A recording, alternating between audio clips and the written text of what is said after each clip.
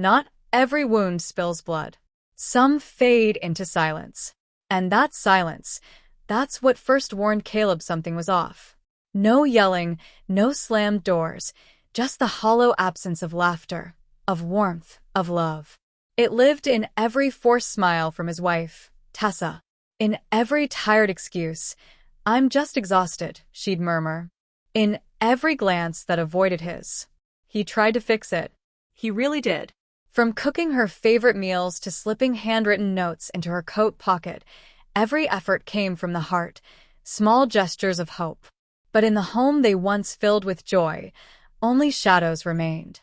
Shadows and the steady hum of Tessa's ever-present headphones, muting his voice, and perhaps her guilt too. Then one day, when Caleb stepped out to give her the space she coldly requested, someone else stepped in. Not metaphorically, literally. A man appeared at their door. A kiss. A smile. A kind of ease Caleb hadn't seen from her in years.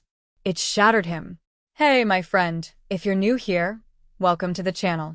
Don't forget to hit that subscribe button and share the story if it moved you. Tell me in the comments where you're watching from. I read everyone. Caleb had sensed it coming, that quiet decay eating away at their marriage, but he'd clung to hope like a drowning man clings to driftwood. They didn't fight, not really. They just stopped talking. The silence between them grew so loud it became its own kind of noise.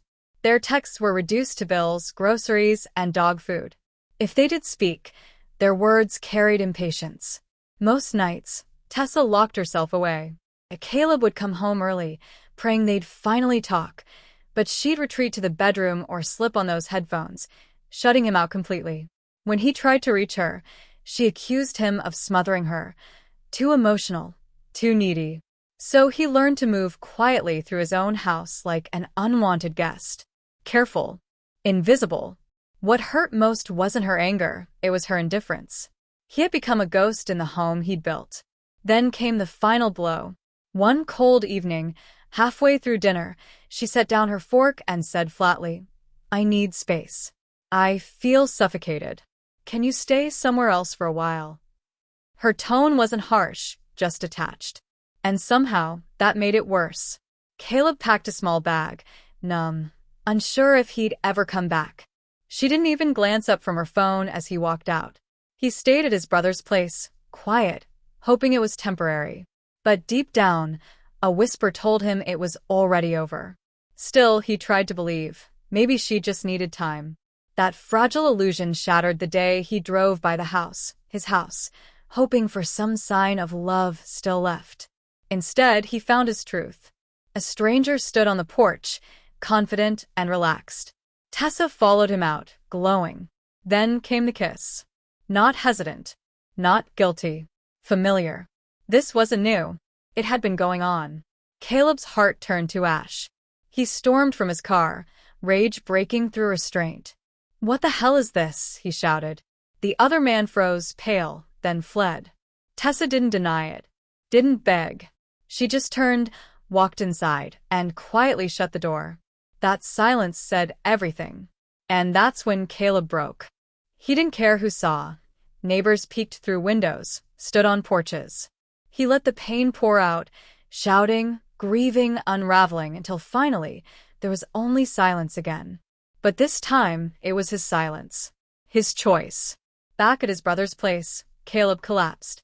He stopped eating. Stopped speaking. Went through his days like a hollow shell, until one night, he wandered into a quiet little bar he'd always passed by, and that's where everything began to change. He sat alone in a dim corner, eyes fixed on his drink. That's when she appeared, Lena. She didn't try to mend him, or throw comforting cliches his way. She simply asked if she could sit. He nodded. That night they talked. Caleb didn't pretend. He told her the truth. His marriage had fallen apart. Lena just listened. For the first time in months, someone truly heard him. When she got up to leave, she softly asked if they could stay in touch. Her gentle smile didn't promise rescue. It offered something deeper. Understanding. Days drifted by. They texted like old friends, sharing songs, a few jokes, little pieces of light. Slowly, something inside Caleb began to heal. She never demanded, never expected more than he could give. One quiet evening, he told her everything. The betrayal, the silence, the kiss. When he finished, Lena looked at him and said, "That says more about her than it ever did about you." That was real healing, simple and true. Weeks turned into months. They met for walks, took long drives with no destination. There were no fireworks, only warmth and peace. One evening, leaving a small cafe hand in hand, laughing at something silly Lena had said, a voice sliced through the night. "You're still my husband." Tessa stood by her car, anger twisting her face. "You're not even divorced." Who is she? "How long has this been going on?" But Caleb didn't shout. He didn't even flinch. His voice was calm. "You told me to leave. You were already with someone else. I just didn't lie about it." Tessa's fury faltered. The control she once had vanished. She turned away, silent. That was the true end. The divorce came soon after. No drama, no revenge. Caleb hired a lawyer, offered a fair deal. The house sold, savings split, no alimony, no children, just a clean break. Tessa tried to argue, claiming she'd given up her dreams for their marriage. Caleb didn't fight. "You made your choice," he said quietly. "Now live with it." When the papers were signed, he finally felt free. He fixed up the small apartment his father had left him, took a class he'd long postponed, and began rebuilding his life piece by piece. Lena was there, not to save him, but to walk beside him. One weekend, they visited a quiet lakeside cottage. Over coffee, Caleb pulled out an old box of photos he'd found while renovating. Lena smiled at each awkward haircut and childhood grin until one photo made her pause. "You've been through so much," she whispered. "But look at you now." He didn't answer. His smile was enough. That fall, Lena shared life-changing news. She was pregnant. Caleb held her close, tears falling not from sorrow, but from purpose. He had once believed peace would never return, yet here it was, breathing, living, growing inside her. When their son was born, it felt like closing one chapter and beginning another, one written with hope, healing, and quiet strength. Not victory over the past, but freedom beyond it.